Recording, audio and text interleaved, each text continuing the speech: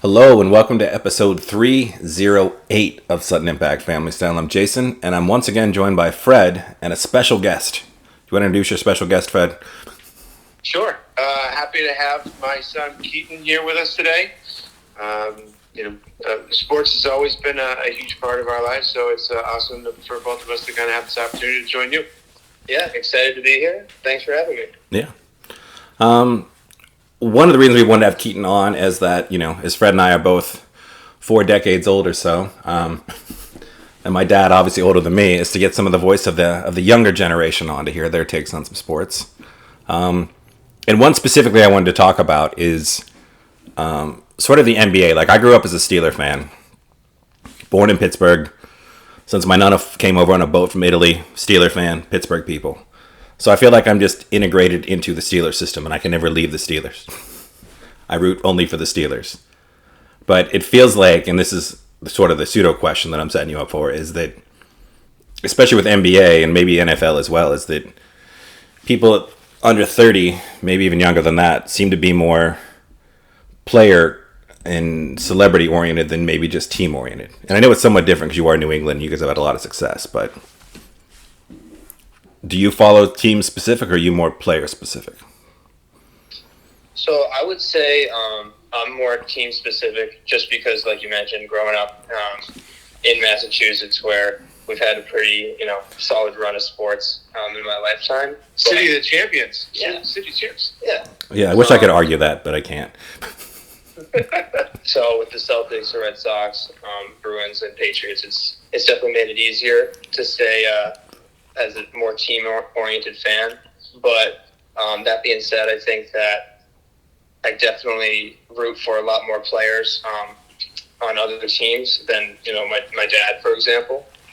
And I think that that's something that is a lot more prevalent in the younger generation. And for a couple reasons. But one of the biggest things is that there's just a lot more, I don't know about a lot more, but definitely a lot of player movement across the sports nowadays. Oh, yeah. Players are, especially in the NBA, guys request trades multiple times a year, as we see. So, Yeah. I think that's one of the big things.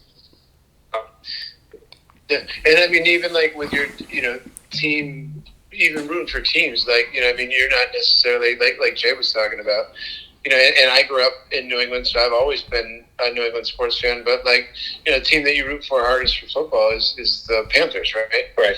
So, even in that part of it, it seems like there's not that same kind of notion of just geographical. And so does that come about, do you think that, with today's day and age, like the social media, the access to players, does any of that kind of tie into it? Yeah, I think that's, one of the biggest reasons why we see that nowadays. Social media allows people and fans to have more access to these players and to these teams that are non-local to them more than ever. I don't know if I said that right, but it just allows, for example, I've been seeing Devin Booker, who's one of my favorite players, but not on the Celtics. I've been seeing him play and highlights and videos and interviews with him for years since he was in high school. And so I never would have known who he was if I was always, really only tuned into the Celtics. But social media kind of allowing me to have more access to him and what he's about allows me to be a fan of him as well. Is it like the fact that you like him as a person or you like his style of game? Is it one of those factors that's more prevalent for you from, when you look at it? I think in my case, it's kind of a combination of those things. We watch a lot of sports. Yeah. And so try not to just pick guys randomly on sorts of things. So for the Booker example, like, always thought his game was super smooth and wanted to model a lot of how I play basketball off of him. But then also the way he carried himself. He looked, he's a big-time Kobe guy, and so he was always made it very clear, like, he knew how important hard work is, and that's something that a lot of pretty much every pro has in their repertoire. But something that he really takes that extra mile, and it shows. Obviously, he's a multi-time All-Star, and so I think for me, it's a lot of their personality and their play. It's a combination of both of those things, and that's the sort of guy that I like. And you're allowed to root for him a little bit more nowadays versus in the past. It's a little bit, you got to root for your team, and it's more accepted, I think. Jay, that kind of goes back to what you were talking about with like having those roots in Pittsburgh, and just feeling like, okay, that's my team. I mean, there's players that obviously you probably root for, but probably both of us, there's almost kind of like a long-term investment, so to speak, right? Yeah. For me, being a Pats fan and growing up when they were 2-14 and getting their butts kicked all the time and just being a laughingstock of the league, it's still like, that's my team. It kind of almost like makes it, like you're saying, like a little bit harder to move off them, when things aren't necessarily going well. And I would say with the NBA, because, the Pittsburgh had the Condors before I was born as an ABA team. But Pittsburgh's never been a basketball city. So, right now, Giannis is my favorite player. And I have no affiliation with him. As a kid, I was a Knicks fan because my dad took me to the Garden when they had Ewing and Starks and all those guys. And it was, the Knicks and the Heat battling. And I just fell in love with, like, New York City and Madison Square Garden and all that stuff. But, there was never that, familiar, like, my pap is a fan. My uncle's a Steeler fan. Like, my whole family's Steeler fans. And I don't live in that. So now I've become a Bucks fan just for Giannis. So I guess it's, it's easier, I think, on that level to switch around. Yeah, that makes sense. It is kind of a nice thing from a family standpoint, to have had that, like that notion of like, kind of like, passing down like fandom of the team, from one generation to the next. And, like Keaton had mentioned, like, big sports fan of Boston sports, but it is kind of interesting to see how like that doesn't necessarily preclude you from also like rooting for maybe a different team or players of, that play on a team that might even be a rival of the team that you love. Well, I've said this before, I think on this podcast at some point, but oddly, my second favorite football team over the last like 20 years, and not second favorite, like I don't root for them, but the Baltimore Ravens have technically been my second favorite team, just because from watching them play the Steelers and that rivalry, it's become like, I got to know those players on some level and respect those players, and like those games are always so brutal, and I know that's not good for football today, but just it became the team that I just enjoyed watching the second most. Right. And, so Keaton, that kind of like, Jason bringing up the Ravens, that kind of brings up something where like, and this is, not necessarily a topic specifically for fantasy football, but like even with the emergence of fantasy sports, like you have Lamar as a center point of your team, right? Like, so you kind of root for him, and do you like find yourself rooting for the Ravens because of that? So I think that was one of the points I was going to bring up too. So I think that's a good point. That fantasy has made a big time difference in people rooting for certain players and not necessarily the teams. I've become a huge Lamar fan, having to do a lot of research on him, especially this off season. But going back for 4 years, we've had him, and I like that he's a good dude. He likes where he spends a lot of time in his hometown with his friends, and gives back to kids and stuff like that. It makes it a lot easier to root for a guy like that. And then back to the social media thing is like that's one of the reasons I'm able to see that stuff. We would never have any idea as to what he's doing off the field as a Boston fan. But fantasy kind of tied me into Lamar, has made me a fan of them. I don't necessarily say I'm a Ravens fan or root for them at all. Right. I just kind of root for his success. Right. And then also in that same thing, having Mark Andrews on my team as well, adds to that. Them scoring 30 points every year. Right. Of course, yeah. And we'll talk. We actually are, just as our pre-warning to people, we are going to, since we're all in the same fantasy league together and we've been in it for a couple years now, we're going to talk a tiny bit of fantasy football at the end, but we'll warn you before we start. But specifically we're in a dynasty league where you also keep your players year after year, which I think makes you become even more attached on that level. So yeah, that definitely does. And then obviously, I mean, hopefully the youth aren't experiencing this, but gambling, I think if teams win you money, can make you like them more. Well, yeah, and especially with the daily options in terms of that online sports gambling thing, where your affiliations are going to change from day to day to day. Like, hey, listen, I put Steph Curry in my lineup today. He's got to go off, so I'm like rooting hard for him. And now, like, there's like some dollars on the line for me. Like, this is going to be a big deal, right? Of course. So that part, I think that part is only going to make it even more prevalent, with future generations. Well, this will be a question for both of you, since everybody knows this. It hasn't affected me yet, but do people's family members turn you off to the player? Like, I love Mahomes as a player, but his brother just seems so obnoxious, and his wife is equally so, that I almost want to root against him because I don't want to see them happy. Yeah. And I'll just start by mentioning, I think that certainly we do, right? For good or for bad.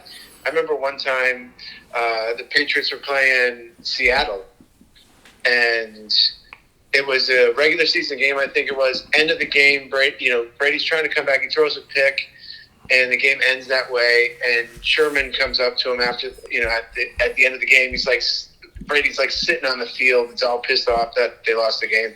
And Sherman comes up and makes some comment. I don't know if that's the "you mad, bro" comment or whatever it was. But I remember we were sitting in the living room watching it, and I was like, dude's a punk. Sherman's a punk.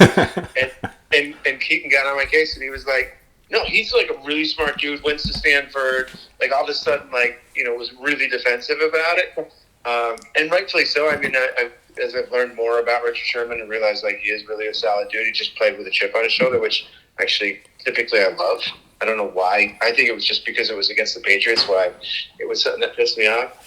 But, from there, there would be conversations that we would have every once in a while where, I don't know if that sparked, for you kind of a sense of hey, listen, I'm going to support this dude and make sure my father kind of understands where he's coming from. Is any of that sort of stuff kind of stand out for you? Not too much. And I would say, back to Jason's question originally, with the family thing, Mahomes is an interesting one because I watching him for a few years now, I don't understand how people could genuinely not like him as a player. And he seems great, but yeah, his family around him is not my favorites. So that definitely taints my feeling towards him a little bit. The first kind of family that came to mind when you brought that up for me, and it's player, but the Patriots used to have this tight end for a couple of years, Bennett. Is it Martellus? Yeah. Thought he was great locker room guy. Seemed to really get along with, and that was when we were going through. Brady was out, so we had Garoppolo in, and Brissett was in, and he was great. I've never been a fan of his brother, Michael Bennett. Yeah. And I know he played on a bunch of teams, but the Patriots too. He had his season on the Patriots as well. Yeah, and it still didn't change it for me. For some reason, it was just something about him, and it kind of always made me be like, I can't really like Martellus Bennett because I don't love his brother. And so I would say that the family members can definitely affect your fandom towards certain players. But unless they're really horrible, it wouldn't affect it too much for me personally. Yeah, and kind of on the same side, think about it. Do we root more for the Watt brothers because there's a whole family of them, or the Gronks? Yeah, and the Gronkowskis. That's a really good point, and I good or bad, it is a really interesting point. One I had never really given much thought to. Yeah, and I guess we'll do our last. We'll start talking regular sports here in a second, but this will be another Keaton question that I'm just curious about because I hear people talking about it, but it's people my age and sports talking heads people, but that people don't watch NBA games anymore. They watch TikTok and Instagram, and they follow the highlights as opposed to watching like right now the Suns are playing the Mavericks. So you got KD, you got Booker, who obviously I know you really like. You got Chris Paul, you got Luka, you got Kyrie, but people won't watch the actual game. They'll just watch, TikTok highlights of it. So is that prevalent, would you say, or is that just old people talking? No, I think you're right on. Nowadays, it's become so. The NBA, there's a lot of drama in the NBA, and it's become very storyline based. So the game going on right now is a perfect example where, I think there's a lot of people interested in the idea of, like, first game Durant versus Kyrie on their new teams. Oh yeah, you got Luke, always a MVP candidate. Chris Paul is still a very popular player, and Booker. And two playoff teams, two great teams, but I don't think a super high percentage of those people that are interested in the game are actually going to sit down and watch it. And they're going to care more about, hey, what was the storyline after the game? Who ended up winning? Did Durant score more than Kyrie? And things like that, which, so yeah, I would say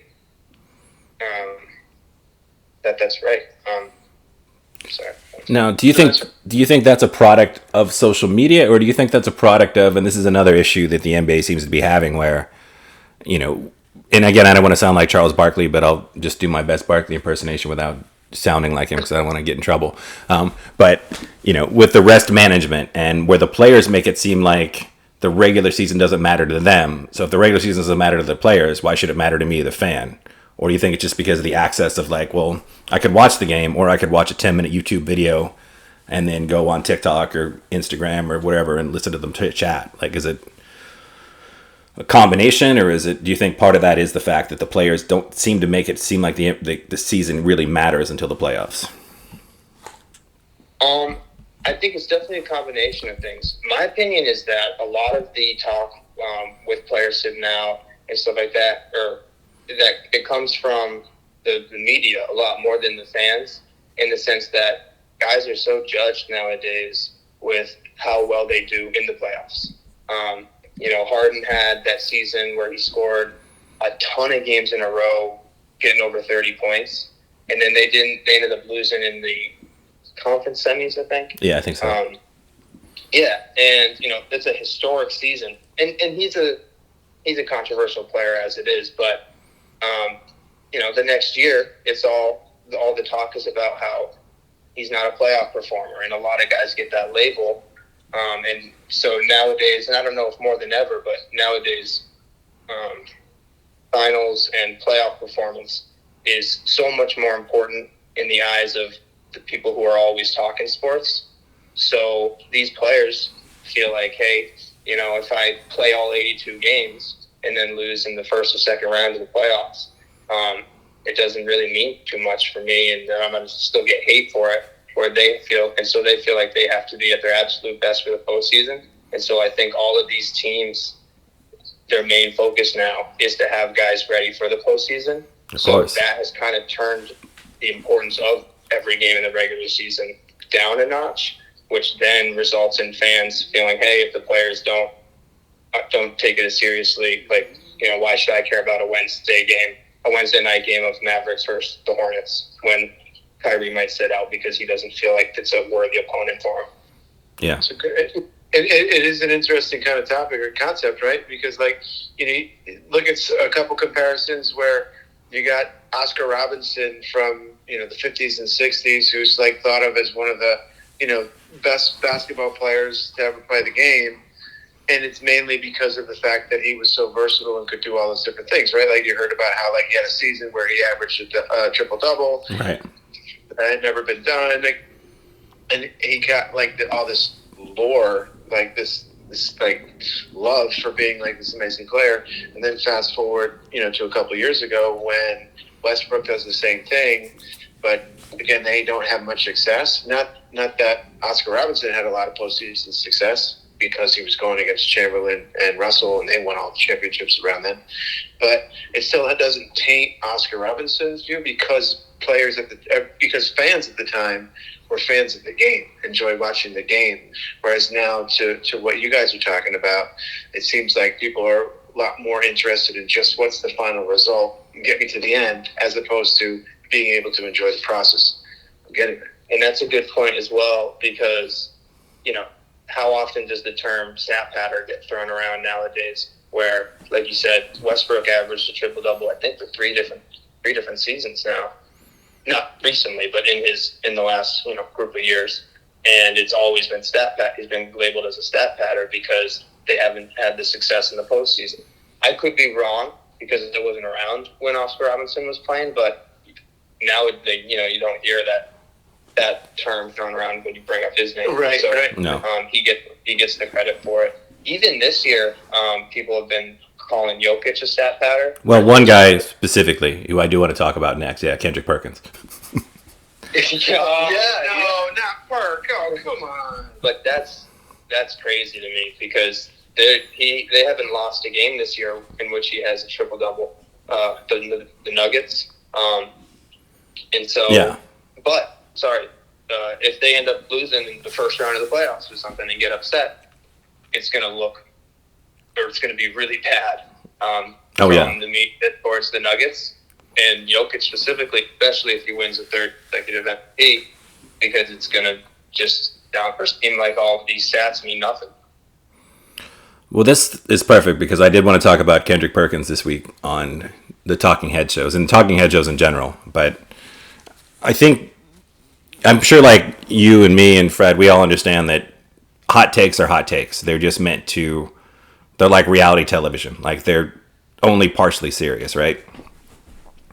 But Kendrick Perkins this week, when he was trying to make his case for Joel Embiid, made an implication that the reason that there's been 3 MVPs in Nash, Nowitzki, and Jokic, and he's like, and what do they have in common?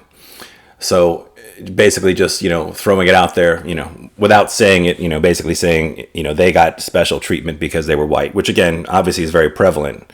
But do you feel like there's any responsibility on the part of like an ESPN talking head, whether we're talking Stephen A., JJ Redick, Kendrick Perkins, I said Stephen A. I don't even want to mention the other loser.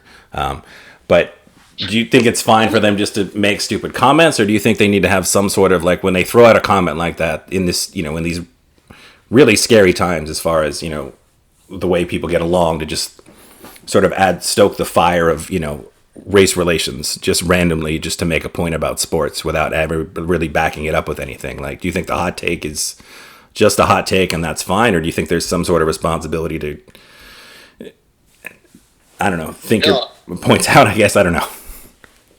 No, I think I know what you're saying, and I agree with you in the sense that there should be some sort of, like those guys need to be held accountable too, because Perk, he'll throw that out there, and I guess all 3 of those guys are white. None of them are from the U.S. No. Nash, Canada, right? Germany for Dirk, and Serbia for Jokic. And so I just, that's not a good argument anyways. And just to throw it in there, it doesn't seem like a great take. There's plenty of guys with some of those larger companies that will just say things to get their name out there and to get a point, to try to sell a point on, Embiid in this case. And it doesn't really apply, it seems like. Yeah. And it's tough because there's not really a way to discipline those guys, unless, they said something extremely bad. But he's not really going to get any slack for it because he's making an argument for his guy. And I disagree with it, but that's definitely the way things are now. It's not great. Yeah, and it's funny, especially or not funny. There's nothing funny about it, but it's interesting when you bring up some of those points about some of these talking heads and their goal, because that's where a lot of this concern comes from. Is like, what is their intent, and not knowing where stuff's coming from, and assuming that it's coming from trying to drive ratings and all that sort of stuff. But there's ways to go about it. I mean, from a sports show perspective, I think the best sports show that I had ever watched in terms of like analysis or like talking about like what had happened and that sort of stuff was highly questionable, with Levitard and Bomani Jones. Yeah. Because of the fact that they, and there were times where they would talk about race stuff.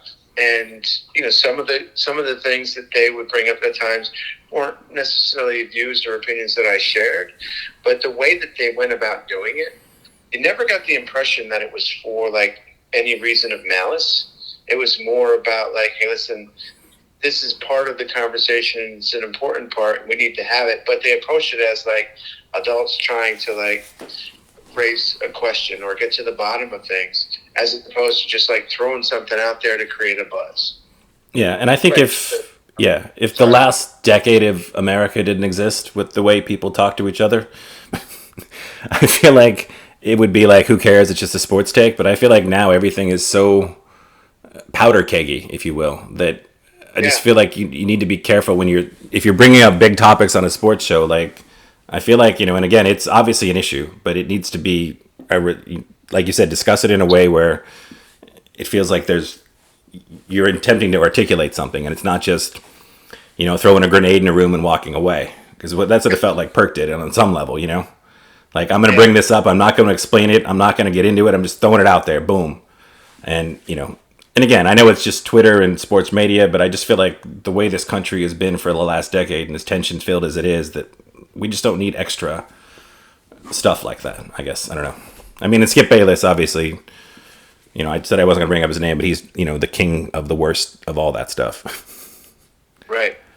Right, and it's not to say that like these topics aren't important, shouldn't be discussed. No, but like, of course. To your point, like have some basis for it, have some background, explain where you're coming from. I mean, you could make a strong argument with Jokic with the numbers that he's put up over these last 3 years. Like, there's a reason why a lot of people think that he's the best overall basketball player in basketball. Yeah. Right. Like, it's not like it's just, oh, hey, listen, you know what? He's a pretty good player, but he's, but this is his background or his skin color or anything like that. That's why we're going to vote for him. Yeah, I mean, and obviously, I'm not naive enough to think that there might be some people who have that. Sure, definitely. Which is the crappiest part of all of this, right? Like, and why there's an avenue and a place for comments like Perkins made, but at the same time, like we've been expanding upon the approach to that. And the willing to like kind of stand there and speak to why, kind of the background for that. Like, it goes with what you're saying. Like, today's day and age, you really need that part of it, so it doesn't come across as just trying to be some kind of explosive comment. And again, if Perk wanted to argue, because I mean, the other thing is we've had the analytics revolution in basketball, and the analytics community, who is a lot of the voting staff, adores Jokic and his numbers. And if he wanted to go on an anti-number take, then that's probably a good argument, right? You could be like, and again, and this is my stupid argument that I made on here before. I understand it's a regular season award. Has nothing to do with the postseason, nothing to do with postseason victories. But I always sort of felt like you only get one MVP until you're an NBA champion, which I know is sort of contradictory to what the award is.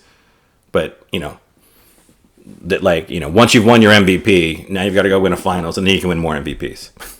Which I know isn't what the award is, but that's how I've always thought about it.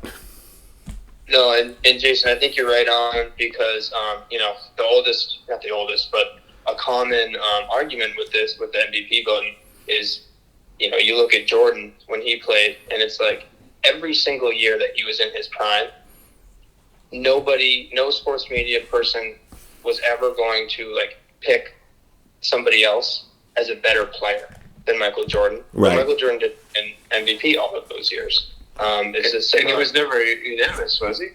No. I believe Curry was the first one. I think so, yeah. And it's the same thing, similar thing this year where, Jokic could win it again. But if you had a one-on-one game, I would probably still take Giannis over Jokic. Maybe I'm wrong. And that's definitely a good argument. You can make an argument for either player, but I don't know if Jokic is the clear-cut best player in the NBA, and that's why the award is so controversial. Yeah, and I think you had mentioned like the advanced analytics and stuff like that. I mean, you're more keyed into the NBA than most, I would say. Like, but with your knowledge of the game, do do you prescribe to a lot of those? I mean, are they helpful? Like, I still don't even know all these like advanced analytics. I mean, from what you know of, I mean, are they helpful to breaking down and understanding the game? Yeah, and it helps you look at specific things, but it's always something that baseball has run into where they just have a stat for literally everything. Yeah. The context matters for everything. With Jokic, the stuff that really jumps out, I believe, for the advanced analytics is his efficiency rating. Yeah, it's off the charts. Yeah, it's incredible. I want to say this season or last season, he had the best ever. I saw some chart on ESPN the other day that had the best 3 offensive efficiencies, or the top 10 offensive efficiencies. Yeah. His last 3 seasons were all on that list, and this year or last year was number 1. And so people love those stats. And, the more we see the advanced analytics, the more a guy like that would jump off the page. Yeah, because I think those efficiency numbers, like with some of the numbers, like I know it was, I can't remember, but so they've adjusted them every year, because sometimes you end up with like, the 8th man off the bench is like leading in categories because he's, projected points per game, or per 20 minutes, whatever it is. But if offensive efficiency is one that they've gone back historically, and it seems to be a good indicator of team success and individual success. So it's one of the few that like kind of holds up to scrutiny, I would say. Like the numbers always work, but this one actually shows historically, like, yes, this is if you have the ball this often and you're this efficient, that's just insane. And like you pointed out, like when he has a triple double, his team is 29-0 right now. Wow. Like, and he's a joy to watch, even if he can't dunk. Right. And he makes everybody better around him. I don't think that you can argue that other way. Aaron Gordon is a great example. Yeah. The guy was super highly touted coming into the NBA and kind of underperformed his years in Orlando.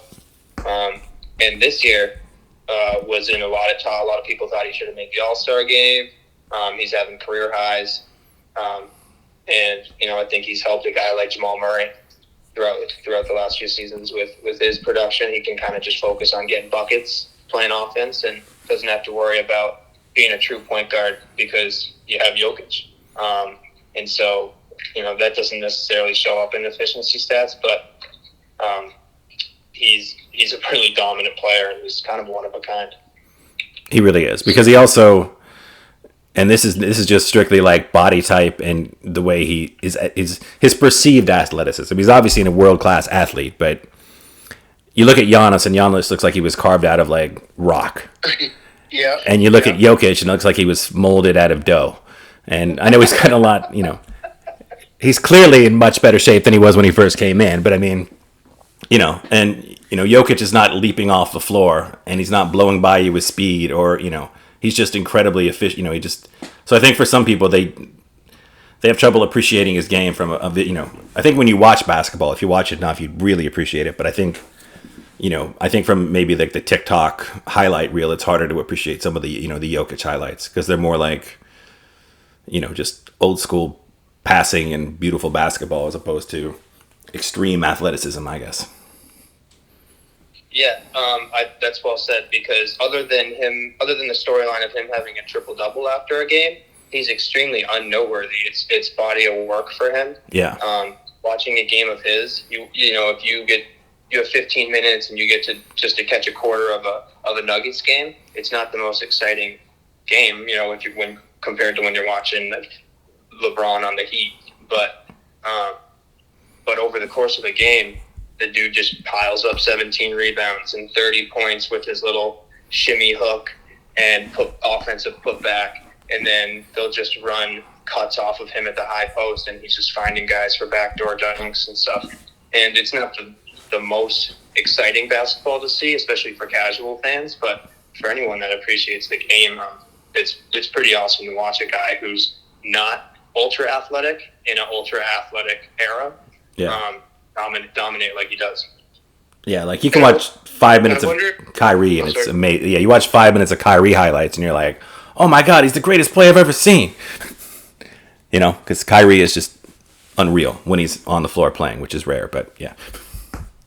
And I wonder if that kind of goes into, that last example and the stuff that we've been talking about kind of ties into what we were talking about earlier in terms of that generational thing with everything, with the consumption of a lot of NBA being those highlight pieces, the stuff that ESPN or Fox or, whatever sporting website you're going to, they just throw in those clips here and there.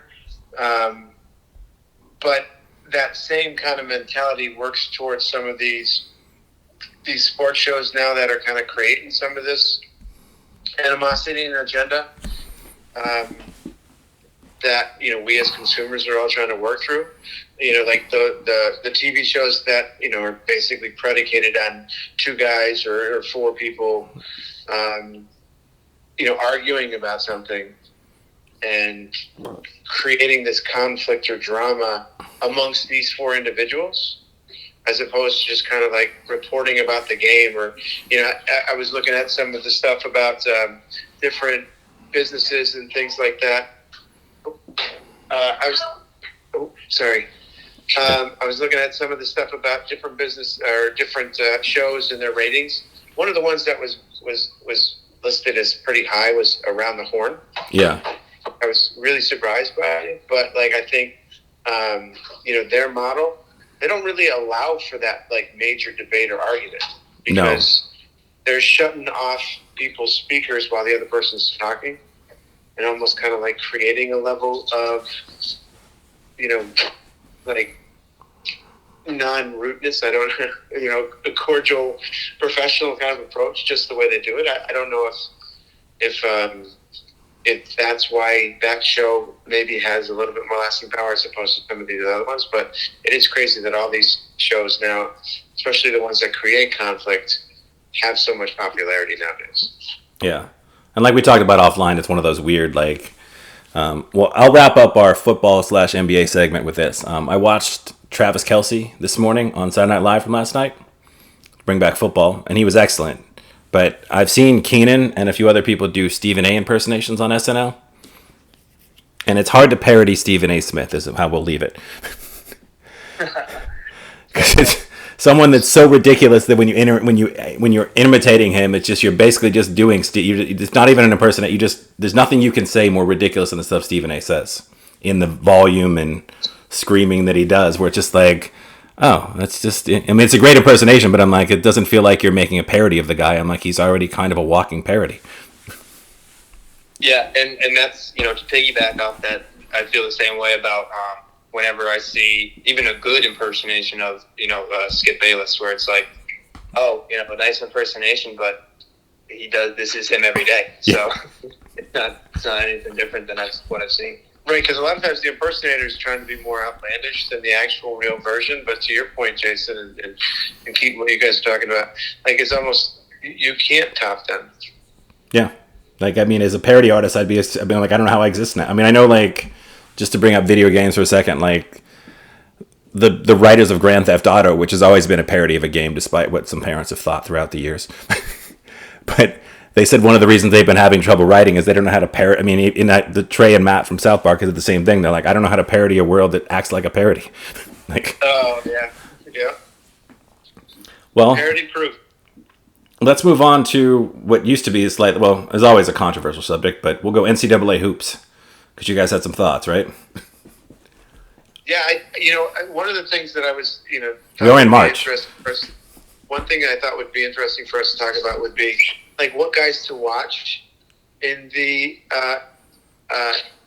upcoming NBA or NCAA tournament, because we were talking about draft wise, you look at 4 of the top 5 picks, the projected picks, aren't even guys that are going to be in the NCAA tournament this year. So kind of separating those things out and looking at who are going to be some of the really good guys.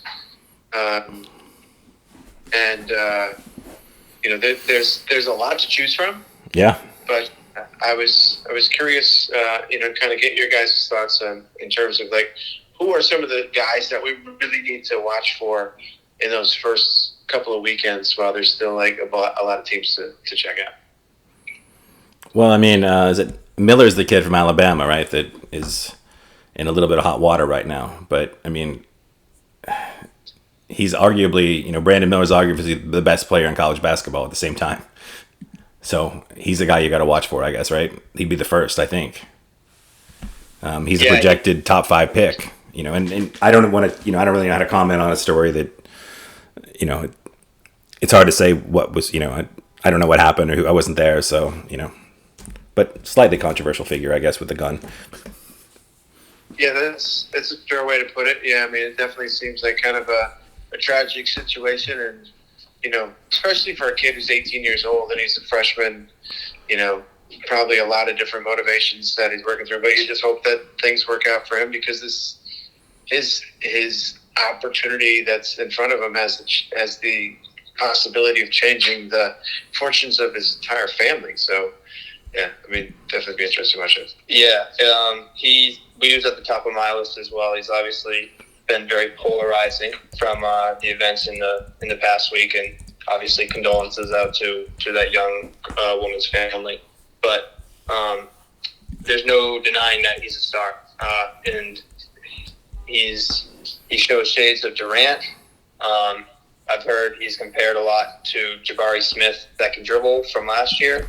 Yeah, because he was good at Auburn, and as a true freshman, being the complete number 1 option on the number 2 team in the country. They've beaten good teams all year, like they beat Houston earlier in the year. And so seeing how he does with the pressure of the tournament, with the pressure of the media, with what's going on in the past couple of weeks, he's going to be an interesting guy to watch out for. If you're coaching that team, Jason, if you're coaching Alabama, would you have kept playing him, or would you have sat him? I probably would have. I mean, it's tough because I guess selfishly, I'm looking at it from keeping my job, and we need to keep winning. Making sure that I'm a place, because, Alabama's not a traditional basketball powerhouse. And I want to make sure that as a recruiter, I'm continuing to get guys like Brandon Miller. So I definitely want to if I'm the coach, I want to appear to be a pro player guy, right? That I've got my players back, that he said nothing happened, I've got his back, I'm not going to suspend him until I'm forced to suspend him. So I feel like, purely selfishly, I would probably still play him.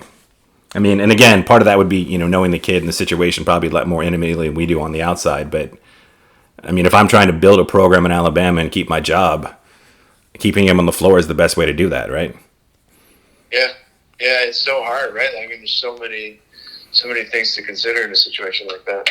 And again, he did not. I mean, at least from what we understand, he was more of a deliver, like an Uber Eats DoorDash with a gun, more so than any sort of violent person. So, right. Fortunately, it at least doesn't look like he took part in any of that. Right. Yeah, the decision making to put himself in that situation to begin with isn't ideal. Yeah, I mean, other guys. I mean, Duke has a couple guys like Derek White that it looks like he was supposed to be. I thought he'd be a little bit better than he's been, but he was a number 3 recruit last year's draft, and I think a big tournament could really help push that guy up. Who else? I'm really curious to watch Zach Edey. In part, and some of this, there's obviously going to be personal preferences and all this sort of stuff, but the kid's just huge, and it's really interesting to just watch him on a basketball court for me. Oh yeah. So I'm really, and I'm always, I'm always interested to see if players can overcome like coaches. It seems like Purdue's always had this huge guy for the past 12 years on their team. It is weird, yeah. Haas, who was just like this huge hulking figure, even on a basketball court with other dudes that are 6'10". And then Harms was the guy that, wasn't as big, wasn't as menacing, but still was 7'4". But Purdue seems to always, and I don't know if it's the coach, Matt Painter, just don't necessarily have a ton of faith in him when it comes to the tournament, because it seems like they always get upset and lose to a team that they should beat. So Zach Edey is also going to be it's not just the notion of how does he do in the tournament ahead of probably going into the draft. But is he able to kind of help Purdue overcome that like history of like poor play? I think the problem with those Giants when they come in the tournament is once you get into I don't know. I hate saying this, but I feel like it comes down to the refs. When you have a monster in the game, like Edey, he could be out of the game in the first 5 minutes, depending on how the refereeing goes, or he'd be allowed. Or he can end up dominating too. Yeah, it's one of those situations where you've got to have good refs that favor physical play for the entire tournament to really make a difference, I think. Yeah, and that's exactly what I was going to say as well. You look at a guy like Taco Fall at UCF a couple years ago. I love Taco Fall. They came really close to beating the Duke team with Zion and RJ Barrett and Cam Reddish. Yeah. But it came to him committing a couple fouls at the end of the game and his availability, and those teams that have those huge guys really rely on them a lot. And so if Edey picks up 2 quick fouls or 3 fouls in the first half of any game, that team scares me in the sense that their other 2 best players are freshmen. How do they rebound and adjust to not having their guy out there when in a pickle late in the shot clock you can just throw it to him in the post and there's nobody in the country that's like within 4 inches of his height, so he can just kind of do a little hook over him. Right. Well, to wrap this segment up, I have another Keaton question for you. You've obviously seen him. What are your thoughts on Wembanyama? So, I like him. Everything I've seen from him in terms of his character seems right on. Everything I've heard is that he loves the game, which is super important for some of these guys that are all potential. Oh, because yeah. you have to just be able to grind in the gym and get better every year. Giannis is a perfect example where coming in, he was labeled as one of the, not as nearly the hype that Wembanyama has, but he had a lot of hype coming in. He was a completely unfinished product, and every year we've continued to see him get bigger, get stronger, and get better at everything. I think that Wembanyama's shooting ability is what makes him a super scary prospect for the league. Being as agile as he is at 7'4", I think I heard he might have been 7'5" now. Yeah, that's what I've heard. Yeah, there's this picture where he's just like a full head over Rudy Gobert. Oh my God. Yep, side to side. But he can handle the ball. I think he's going to be interesting in the NBA next year because I think no matter what, whoever has the first pick is going to take him. They don't want to miss out on something like that. But I kind of see him as more of a power forward than a center. There was a video of him just getting posted up and dunked on this last week. But yeah, by some guy overseas who's, another 7-footer, I believe. But, love to see that from a guy who's 7'4". So he almost kind of seems like more of a face-up player. Can kind of create space from the perimeter, from the, farther out post. And I think that the better he gets defensively, and at everything, but defense and IQ and shot selection will be a big thing for him as he's playing in France's league and he kind of gets to do whatever he wants on his team. So coming over to the U.S. where even if he goes to the Rockets, which already have invested a lot into a guy like Jalen Green and Jabari Smith, he's going to have to share the rock, and seeing how he develops year to year is going to be interesting. The biggest thing for him, though, to round that out is going to be health. He's just so big and so agile for a guy who's so big that, one bad fall can have him out for a year. So he's something that I've never really seen before, and I'm excited to see how he does this upcoming year. Right, and you've watched some of the games, not just the highlights, right? So, you've actually seen him in action in the course of the whole game, right? Yeah, only one, and I got to watch them, and they played. I don't remember the team they played, but they had Tremont Waters, who we got to see on the Celtics for a couple of years, and he looked great.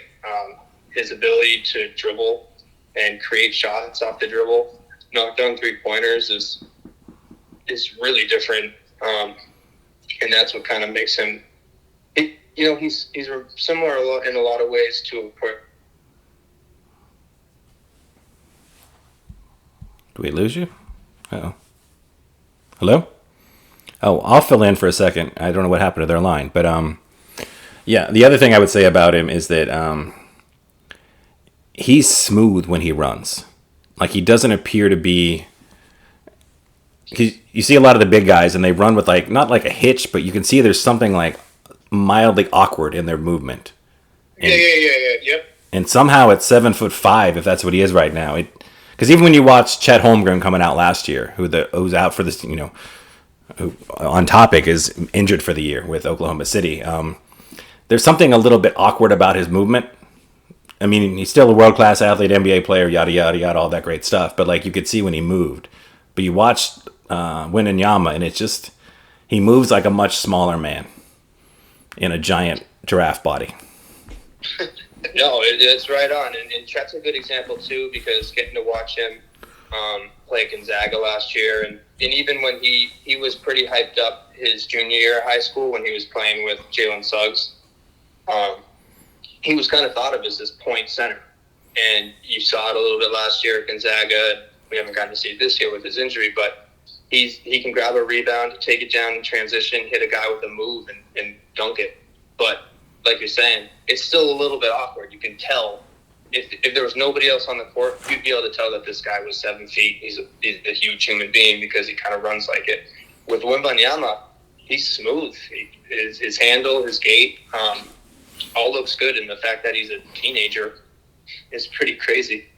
Yeah, it's absolutely insane. I mean, I haven't seen, like you said, I've never seen a prospect like him in my entire life. And, I was around to see, I remember LeBron in high school, looking at that guy being like, I'm never going to see something like LeBron. And we haven't seen LeBron, obviously, but he's freakish in the positive way. Chet and Suggs went to the same high school? Yeah, it was called Minnehaha, I think, Wisconsin. I don't know what state it's in. Wow, I didn't know that. Yeah, they were good. They won a state title. One other guy to watch in the NCAA tournament. I'm hyping this guy up. I love this guy for some reason. I don't know exactly why. I mean, I love his game and his size as a guard. Anthony Black from Arkansas, just plays with a lot of passion. Really seems to love being out there. Seems to be an awesome teammate, and I think this will be the year to watch him in the tournament because I think he's going into the draft and you probably won't see him again. Yeah. Well, let's transition. We've talked a lot of sports today. It's usually as long as the show goes. But we are going to talk our fantasy football league. Hopefully it'll be entertaining for everybody, but this is the last thing we're going to talk about. So if you're not interested in hearing about three guys talk about their fantasy football league, now would be the time to exit, and we'll talk to you next week. But it's just very exciting. I can't help it. I think about it all the time. Up until this, I had never done Dynasty. And the day my season ends is the last time I think about fantasy football till August. I made a trade 2 weeks ago, and I'm in negotiating with a trade right now in our league. I just had a trade rejected today, so I'm still kind of reeling from that. Yeah, I mean, it's the closest thing to being a GM that any of us will probably ever get to do, as stupid as that sounds. And I understand how ridiculous that sounds, but I mean, we have future first-round picks. We have taxi squads for rookies. It's just a really fun, exciting way to play. And even though I've never won, my process of building the great winner, I always have draft picks. So my fan base is always excited. I mean, in 2025, I have 3 first-round picks, and I got 2 first-round picks this year. So You are definitely leading the league in picks that have been opened. Or is that how they would, picks that have been used? Yeah. You have definitely used more picks than any other team in the league, and especially first. Yeah, and I somehow still have more picks than everybody else, too. Yeah. It is awesome. And, to your point, it is so much fun because it is year-round. And it's critical. I think we lucked out in terms of getting, for the most part, a group of 12 guys and gals who are, invested in it, right? It's not sometimes you get into a league where, maybe half, maybe 3/4 are into it, but you still have, those 4 teams that you just like know when you're playing them. Okay, well, this is going to be a win. We don't have any of that, so it's people who are invested. It kind of helps make it interesting. On top of the notion that it is really all year round, and requires you to get really invested and dig in, research, learn stuff. Who's coming out in the draft this year? Where might they go? Like all that stuff is really, really fun. Yeah.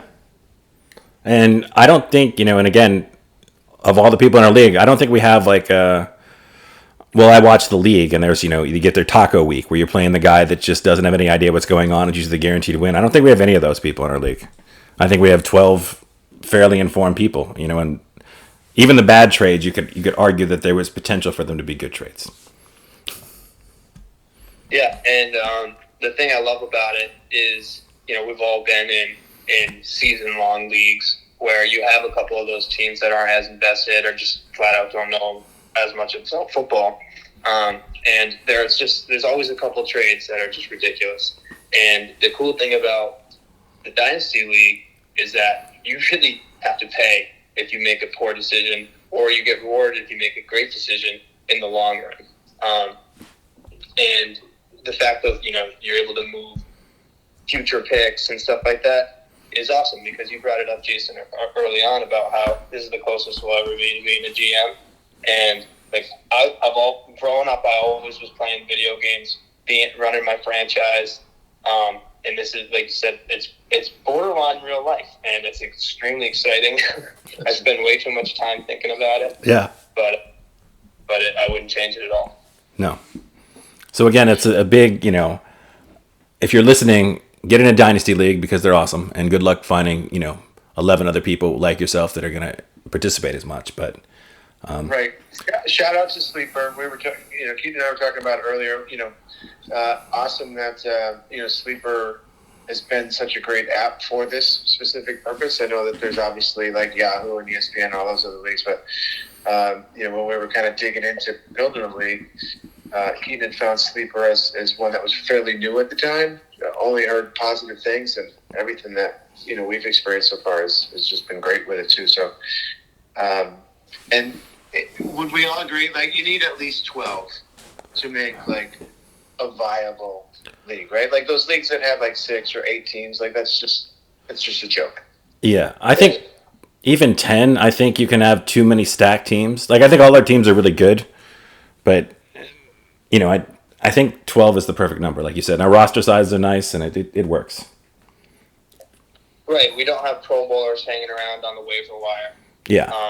And it makes who you add and drop, who you draft, who you trade. It forces you to do the research on them, and it's exactly what a league with the football IQ of guys that we have in our league. It's what they want. Yeah. So who are you taking with your first pick? Well, I think, given the amount of great wide receivers I have on my team, including Jamison Williamson, who never even played a game last year or played like barely for Detroit coming off my taxi squad, I got to load up on running back in this first round and tight end, I think. There's some really good tight ends in this draft. Yeah, but you could probably get him in like the later rounds, right? Like you wouldn't want to take him in the first round, and better to just wait until the later rounds to get Meyer. Yeah, there's the kid out of Oregon, and then the one out of the kid out of Georgia. I want the Steelers to draft him in the first round. I love that dude. Did you see his combine yesterday? He's 6'8" or 6'7", 270. He ran like a 4.6 40. He made that insane one-hand catch. I think if you're a running team like the Ravens or the Steelers, or a team that's based on the running game, like he can be your sixth offensive lineman and go out in passes. I like that dude. Yeah, he's a hell of a great prospect. I'm a little bit bummed about this draft being great with tight ends because I've been in a nice spot the last few years. Yeah, you are. Kind of being way better at tight end than everybody else, with having Andrews and having Pitts, and I love the young guy that the Titans have, Okonkwo, yeah, I think is his name. And tight end is just such a thin position in fantasy every year that it's been real nice having a consistent performer at that position and playing a lot of teams that don't. So with more and more teams kind of making a push and investing in tight end, it's going to take away my advantage a little bit. Yeah, I'm excited that. All right, I'll do a couple rapid fire questions, and then we'll roll out because you guys have been very nice to stay on as long as you have. Right now, for me, my player that I can't quit, despite getting some good offers for, is Kadarius Toney. I've gone into it before, but I don't think he's played 2 consecutive games his entire career. He has very few highlights, but he plays with Mahomes, and he looks so good that I'm afraid to trade him. Do you have anybody on your team that you can't quit? Yeah, because I've been so desperate to try to find a receiver that I can just rely on season after season. There's 2 that come to mind for me. One that I still have, and one that I finally went through therapy and got rid of. And that was Chenault.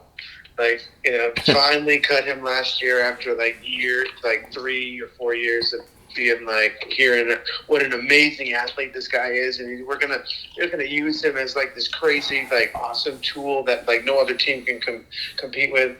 Yeah, that never materialized, and so I missed out on some really good trades where I could have gotten rid of him. But right now it's Sutton for me, not Jason Sutton, but Cortland Sutton from Denver. I picked him up a couple years ago, and same kind of thing, a ton of potential, and I'm just sitting on him, and I can't.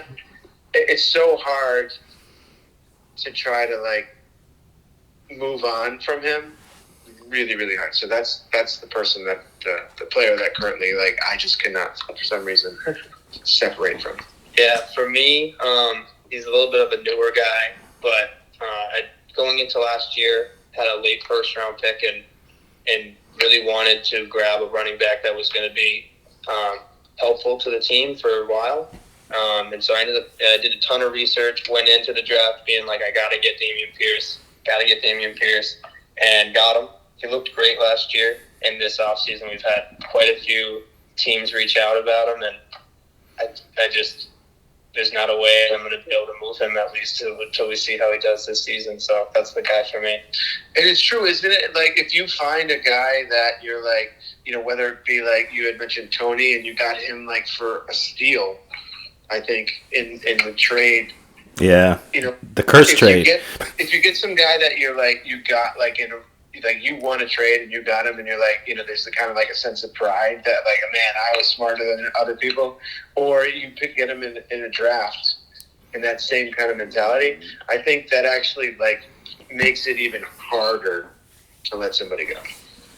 Completely. One of the things that Fred and I talk about a lot is, especially with the guys that we've drafted since we started the league, there's a little bit of my guy with him. Yeah.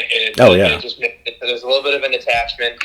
One of the things we touched on earlier in the episode with having the fandom for certain guys, even though they're not on your favorite team or on the other side of the country.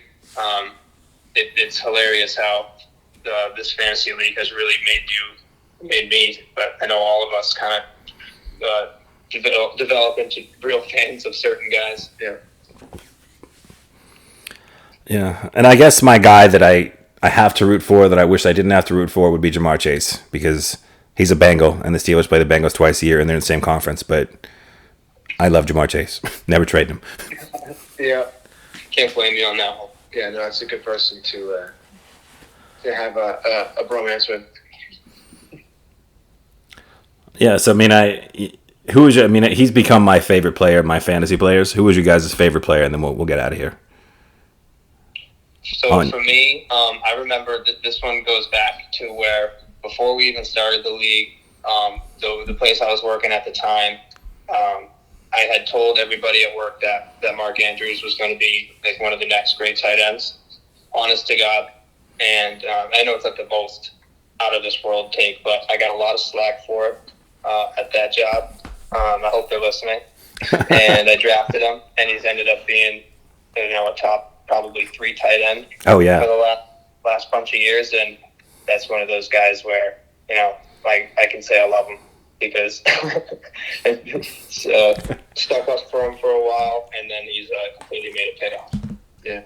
I I've always, I think I'd have to go with two guys that I would mention. Like I've had McCaffrey on my team since we started, and he's a great player, and obviously, working through. Hopefully, he can, play an entire season without missing any games for injury or whatever. But he's, in a way, you could almost kind of make an argument that he's kind of an underdog because he's an undersized dude at running back. And, even in college, there was always the argument that, well, he's not going to be a guy who can run up the middle in the NFL. He's just going to get beat up and everything like that. And I love those players that are doubted for whatever reason. So, he's somebody that I've always rooted for. But I think my favorite dude on my fantasy team now is Herbert because he just seems like a hardworking dude. Just really seems to love the game. He's on a team that doesn't have like a history of winning. A history of always kind of coming close and always blowing it. Yeah. So he's probably my favorite player at this point. And the story of how he got his first start is always incredible. Oh my God, that's crazy. Oh yeah, Tyrod Taylor. Yeah. For anybody who doesn't know, like he wasn't supposed to play.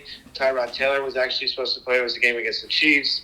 Taylor was getting like worked up a little bit, or getting like some medical attention before the game just so he could go through. And the medical staff for the Chargers actually punctured his lung with a needle. And so, like 15 minutes before the game started, they went to Herbert and said, "Hey, by the way, you're going to be starting today." He was like, "What?" And they almost ended up winning. I think the Chiefs won at the last minute, like 28-24, something like that. But kind of crazy. Yeah, absolutely. All right. Well, thank you guys for joining me today, and thank the audience for listening. And we'll talk to you next week. Sounds good. Thank you for having me.